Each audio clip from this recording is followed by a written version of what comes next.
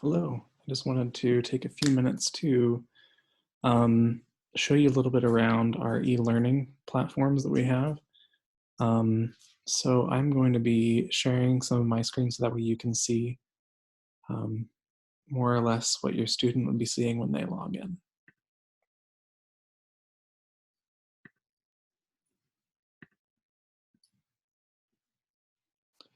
Okay, so number one, the most important website that your student should have access to at this point is Schoology. So in order to get to Schoology, you need to go to avon.schoology, schoology.com, and it will take them to a Microsoft login portal. I've already logged in, so mine appears right here. But if yours does not appear, you would put in your student's email. So for a student, it is going to be their student ID number, which I have sent to most of you either through a text message or an email. And then the difference between my email and theirs is they have the word students.avon-schools.org. That's the only difference. So once they put in that information, you'll click next. You should see this background right here. And then from there, you will put in their student ID number rather than an alphanumeric password. It's just their number as their password. And then you press sign in. You might be asked if you want to reduce the number of times. Sure. So when I arrive here, I have a recent activity page. This is just some staff development stuff that I have. But your student might also have the option to go to their course dashboard. I found this to be the easiest way to find the right classes. And here in the course dashboard, you can actually drag and drop different courses where you want them to be. So if you know, for example, if your student is a fourth grader and they're going to be doing reading, writing, and math every day, it'll just be easier to have that course near the beginning. So I have different courses, obviously, for different grades. But let's say, for example, your student is a second grader. The format is going to be the same, whichever class you choose. The way that I'm doing it, because some of my students don't have access to all of the classes based on subject, I'm just doing all of the content in one class per grade. So that way you don't have to go searching around trying to find what assignments they still have to do.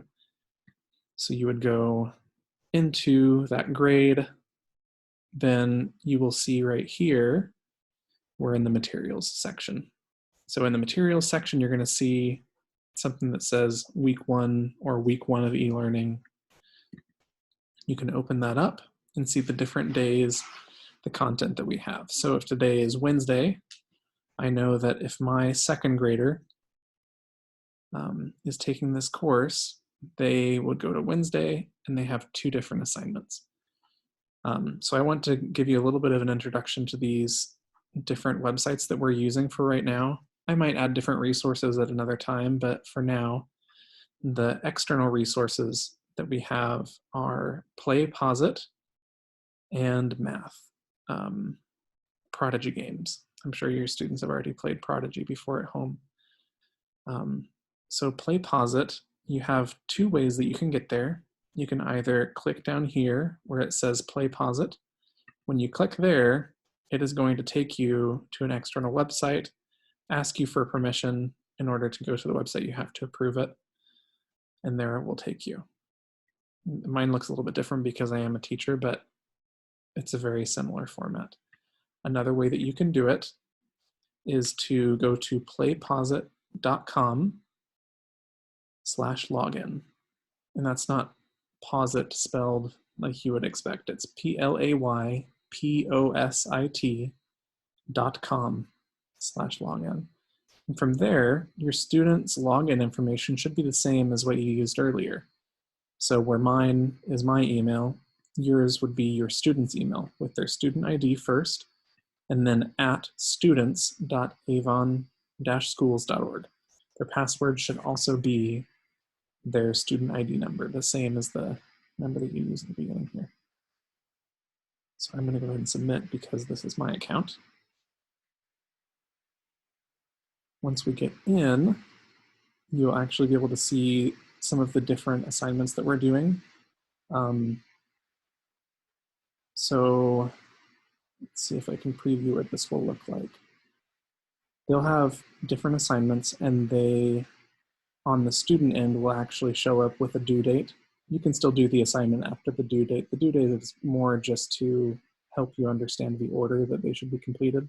But we're going to be reading the Magic Tree House series and answering comprehension questions, eventually writing different prompts about what we're reading.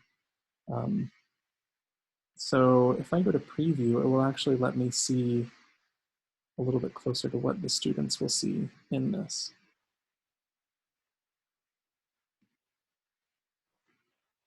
So we'll open up a video. You have to press play. Hello. Today I'm reading the second book. Here we have this person is reading the book at a normal pace. So as the book continues, then he frowned. It will get Cut to it out, he said. These I different scared points you, within the reading, Jack glared at where the student will be prompted to answer questions. At the top of the tallest tree in the Let's see if we woods, can get that to pop up. Annie shined her light at the treehouse, and then down the tall ladder, all the way to the ground. I'm going up, she said. She gripped the flashlight and began to climb. Wait, Jack called. What if someone was in the treehouse? Annie, come back. But she was gone. The light disappeared. Jack was alone in the dark. Okay, so at the end of each chapter, it will ask students different questions. Here you will be able to actually go in and answer these questions. Looks like this one, I still haven't added the audio, but I will be adding audio to all of these questions so that way students can respond with that audio if that makes it easier for them. If you want to answer with audio, you press that button that I just pressed, edit with rich text, and then your student can use an audio recording to answer. You're going to want to make sure that up here, if you're using Chrome, that your microphone is allowed. You might get another dialog box if you use a different browser, but as long as your microphone is allowed, it will let you record your answer. So if your student would prefer to record their answers rather than type them out, that's also an option. Just wanted to make you aware of that. So in this format, students will not be able to progress until they at least put some kind of an answer. If the student needs to go back, however, they are able to go and listen to the person reading the book. And to climb. Wait, Jack called. So what if some... Pause that. So this is more or less what play pause it will look like. We'll have a different book every day. We might take a few days on certain books depending how long they are. The other online resource that we are using, which you probably saw earlier, is Prodigy. So I've been doing these as a discussion post, just giving you instructions to go to Prodigy, where your student will put in their information. So this is not going to be the same information as what they used to log in using their Microsoft account or their school ID number, but I have provided that information for you within the course. So I'm not going to show that here because that belongs to a specific student. But if you go to the actual discussion post, inside there it will tell you what the student's information is in order to be able to log in. But most students already know this because this is a resource that we use in class normally. I just want to remind you again of office hours. So if you go to my website or look at some of the texts or emails that I've sent, you'll go down here to e-learning, and you will be able to see that I have set up 2 times throughout the day where I will be sitting at my computer ready to talk to anyone who has questions. So you just click on the link. It will take you to Zoom. You can either run it inside your browser or you can have it open it up on a separate app that you download. It's really up to you. But within there, you'll be able to communicate with me. I will make sure that I'm always ready to go during those times. If you have questions about other classes that your students are taking, feel free to let me know.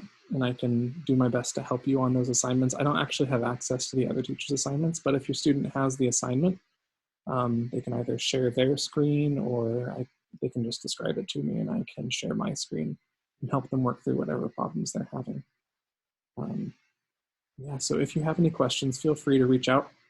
You won't be able to contact me at my school number because we're not allowed into the buildings right now, but you can always email me. If you have my phone number, you can text me, or you can just reach out during office hours. If these hours don't work for you and you still need assistance, feel free to call. I will always be happy to answer whatever questions you have, okay? Thanks so much for your time. If you have additional questions, please let me know and I will do my best to answer them. Thanks.